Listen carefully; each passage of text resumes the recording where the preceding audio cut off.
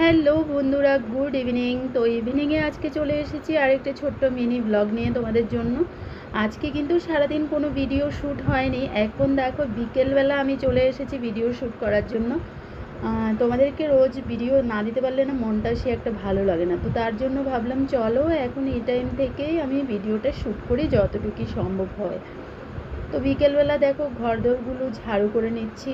বিকেলের কাজকর্ম তোমাদের কি নিশ্চয়ই আমার মতোই, সেই সন্ধ্যের আগে কাপড় চোপড় তোলা, তারপর ঘরদোর ঝাড়ু করা, উঠোন বাড়ি ঝাড়ু করা, তারপর হলো হাঁস মুরগি পায়রা ওদেরকে খাবার দেওয়া, ঘরে ঢোকানো, সন্ধে প্রদীপ দেওয়া, এগুলোই হলো বিকেলবেলার কাজ। তারপর কাপড় গোছানো, তারপর সন্ধেবেলা ছেলেকে পড়াতে বসানো, ওদেরকে টিফিন রেডি করে দেওয়া, তারপর রাতের রান্না, তারপর রাতের খাওয়া দাওয়া।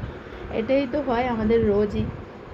তো যাই হোক, আজকে দেখি তারই কিছুটা শেয়ার করব। আর আজকে কিন্তু রাতের রান্না আমার করতে হবে না, তার জন্য কিন্তু আমি মনে মনে ভীষণ খুশি। কেন বলো তো, মাঝে মধ্যে যদি এরকম ছুটি পেয়ে যাই তাহলে কিন্তু ভীষণ ভালো লাগে। তো বিকেলবেলা এখন ঘরদোরগুলো ঝাড়ু করে রুমটা একটু গুছিয়ে নেব। এদিকে দেখো প্রচুর কাপড় চোপড় তুলে নিয়ে চলে এসেছি। তো আজ কদিনই তো সেই সকালে বৃষ্টি হচ্ছে, তারপর একটু হয়তো রৌদ্র উঠছে, আবার তারপর বৃষ্টি হচ্ছে, রৌদ্র উঠছে, এরকমভাবেই দিনটা কেটে যাচ্ছে। তো আজকেও সেম অবস্থা ছিল, কিন্তু যাই হোক ফাঁকে যে একটু রৌদ্র দিচ্ছে ওই কারণে কাপড় চোপড়গুলো একটু ভালোভাবে শুকিয়ে নিতে পারলাম। তো এদিকে সব জামা কাপড় তুলে নিয়ে চলে এসেছি। আর আমার কি অবস্থা বলো তো, জামা কাপড়গুলো যখন বাইরে থেকে তুলে আনি, কিছুটা থাকবে আমার বারান্দায় একটা ছোট একটা চৌকির মতো পাতা আছে, ওটার উপরে রেখে দেব। তারপর ওখান থেকে নিয়ে আসবো এই বিছানার উপর। আর এই বিছানাতে বেশিক্ষণ থাকবে না, এখানে আসার পর কিন্তু গুছিয়ে ফেলতে হবে, নয়তো ত্রিশুরবাবু প্রচণ্ড রেগে যায় যদি ঘরটা এসে এলোমেলো দেখে। কিন্তু বারান্দায় যখন এনে রাখি আর কি, তখন বেশ কিছুটা সময় ওইখানে থেকে যায়। তো যাই হোক, এখন এক এক করে দেখো কাপড় চোপড়গুলো সুন্দর করে গুছিয়ে নেব।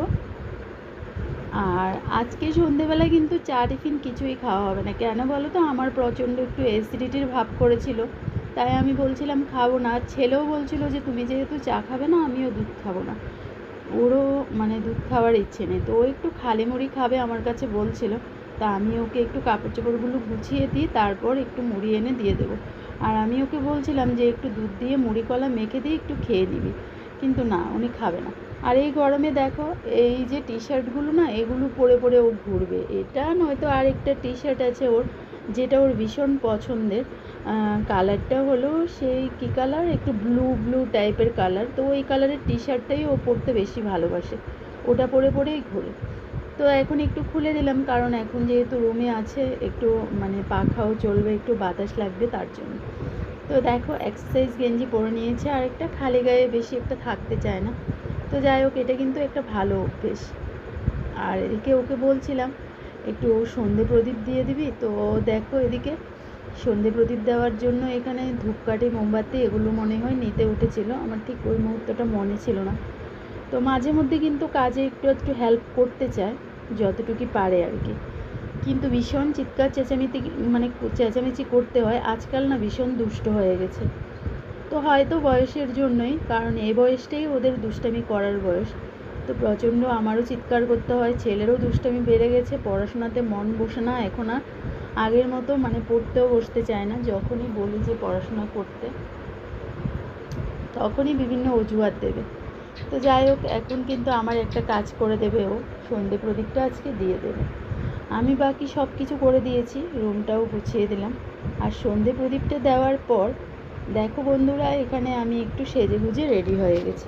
আজকে ত্রিশুর বাবার অফিস থেকে আসতে কিন্তু অনেকটা সময় লেট হয়ে গেছে। আর এখানে একটা গিফটও নিয়ে নিয়েছি। তো গিফট নিয়ে আমরা কোথায় যাচ্ছি বলো তো, আজকে আছে বার্থডে। তো বার্থডেতে যাব, বরের জন্যই আজকে দেরি হলো, কারণ ওর আজকে অফিস থেকে আসতে অনেকটাই লেট হয়েছিল। তো যাই হোক, এখন দেখো আমরা চলে এসেছি বার্থডে বাড়িতে। তো বার্থডেটা হলো আমার বরের বন্ধুর মেয়ের আজকে জন্মদিন। তা আমরা এখানে এসেছি, কেক কাটিং হচ্ছে, কেক কাটার পর খাওয়া দাওয়া হবে, তারপর আমরা বাড়ি চলে যাব। কিন্তু সেই মুহূর্তগুলো আমি আর ক্যামেরা করতে পারিনি, তাই আজকের ব্লগটা এতটুকুই।